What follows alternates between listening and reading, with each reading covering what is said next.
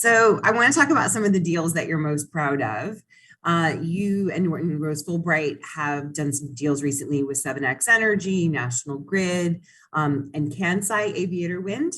So tell us a Yeah, little bit about those.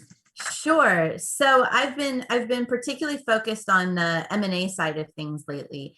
And so all three of those deals I think are kind of interesting and are some of the big trends that are going on in the industry. So 7X was is a development company who's based here in Austin actually, and they developed utility scale solar and some storage, and the company was purchased by BP. And so I think that is very interesting when you see these big oil and gas majors getting into this space in a big way. And BP's been in and out of renewables in various ways over the years.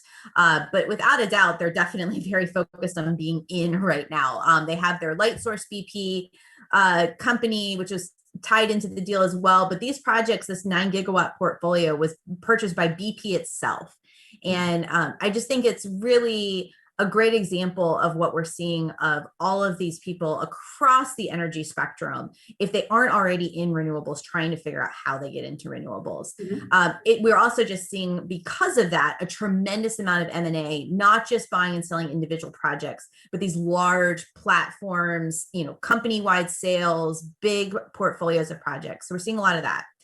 The National Grid JV with RWE was an offshore wind joint venture. And so offshore wind is another huge trend right now, right? That we're seeing finally the US trying to do what Yeah. we've been seeing in other parts of the world for so long. I mean, it's kind of funny to say offshore wind is this new trend, because if I'm talking to my European colleagues, they're like, what do you mean new? We've been doing these Yeah. big offshore wind projects for a long time. But we're finally seeing them take off here in the US. Another team here at Norton Rose is doing the financing for Vineyard Wind, which is going to be a huge offshore wind project. And most of these offshore wind projects, because they are so large and so capital intensive, are done with joint ventures where you have two different companies coming together to partner, both to share skill sets, to obviously share the economic side of the project.